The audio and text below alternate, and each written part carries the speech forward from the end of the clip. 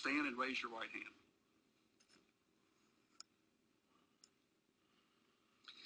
Do you swear to tell the truth and nothing but the truth? The record will reflect that both witnesses did take the oath. We will begin with Dr. Taleb. Dr. Taleb.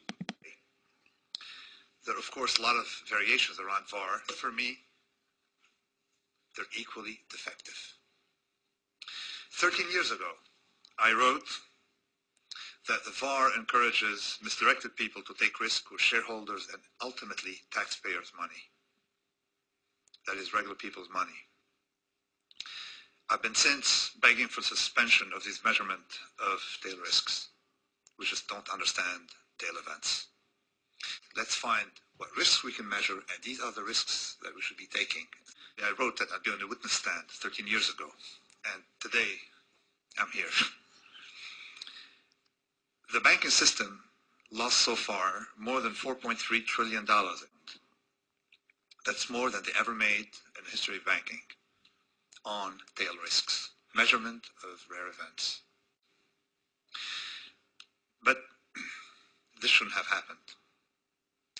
Data shows that banks routinely lose everything they made over a long period of time in one single blow-up. It happened in 1982. It was money center banks losing everything made in the history of money center banking. One single event, loans to Latin America. The same thing in variation happened in 91, and of course now.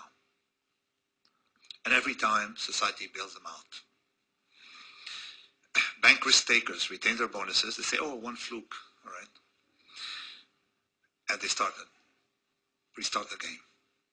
This is an aberrant case of capitalism for the profit and socialism for the losses. So I have 5 points associated with VAR. Number one, these problems were obvious all along. This should not have happened.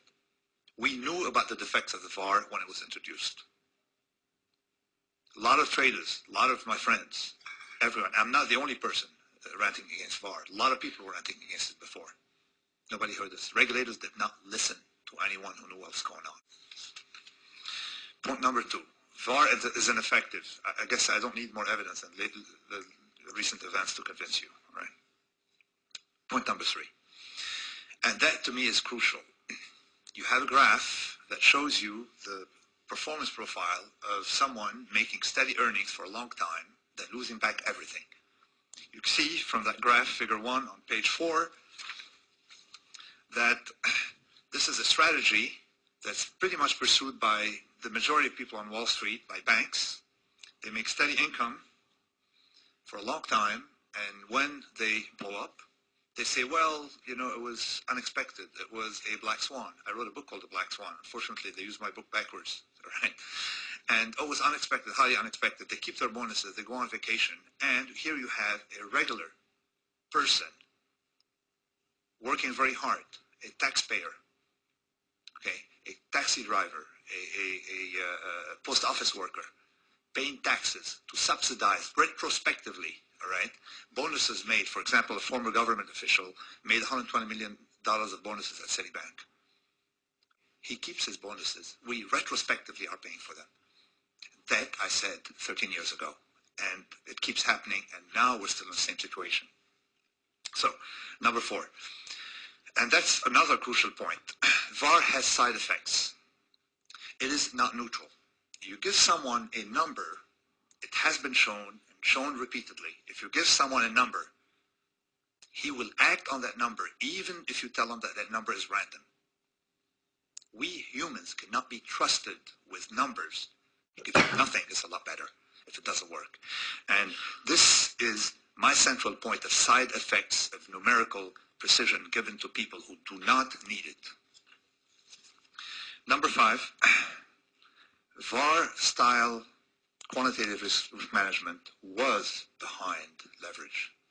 We increased our leverage in society as we thought we could measure risk. If you think you can measure your blow-up risk, you're going to borrow. You have more overconfidence. It'll give you more overconfidence, also as a side effect of measurement. And you're going to borrow. Instead of taking equity from people, you borrow. So when you blow up, you owe that money. And of course, as is discussed in my paper, debt bubbles are very vicious. Equity bubbles are not very vicious. Conclusion, what should we be doing?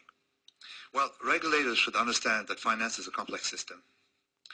And complex system has very clear characteristics, and one of them is low levels of predictability, particularly of tail events. We have to worry. Regulators should not encourage model error. My idea is to build a society that is resistant to expert mistakes.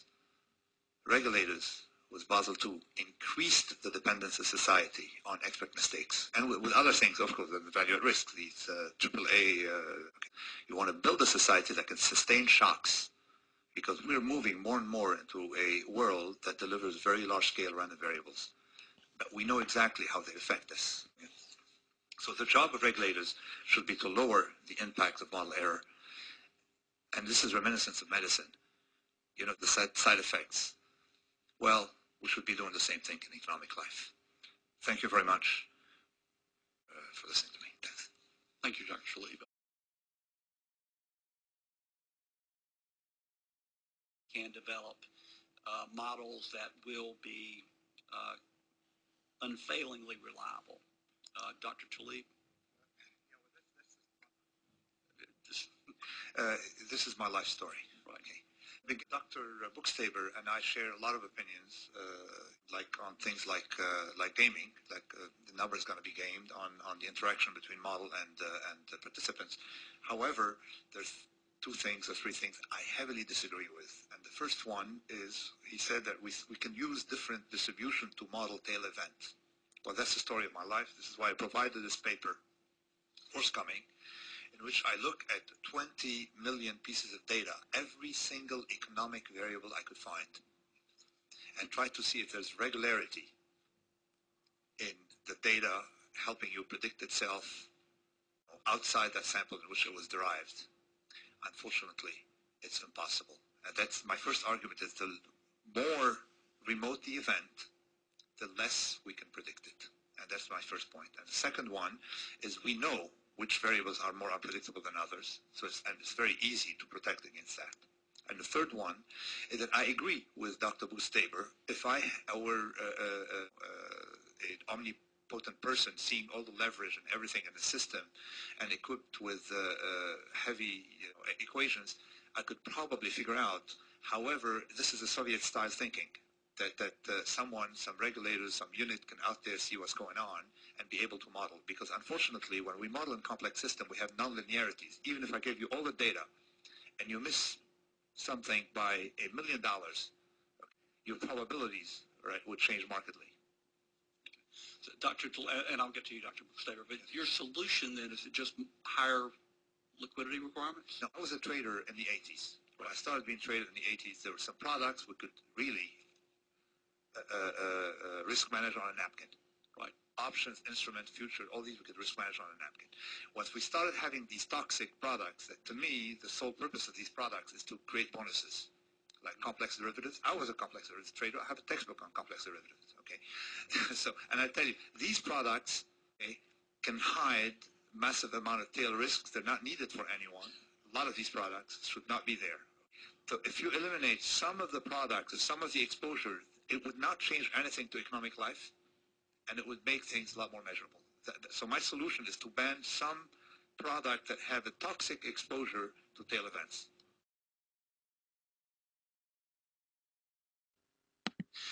Should credit default swaps be banned? Dr. Taleb, I'm not into regulation to know whether we should be allowed to ban people based on uses, but based on risk, okay? Because society doesn't bear the risk. And I have here what I call the force quadrant. And it's a little technical, but it's a very simple rule of thumb. It takes minutes to check if a given financial product belongs or doesn't belong to the force quadrant.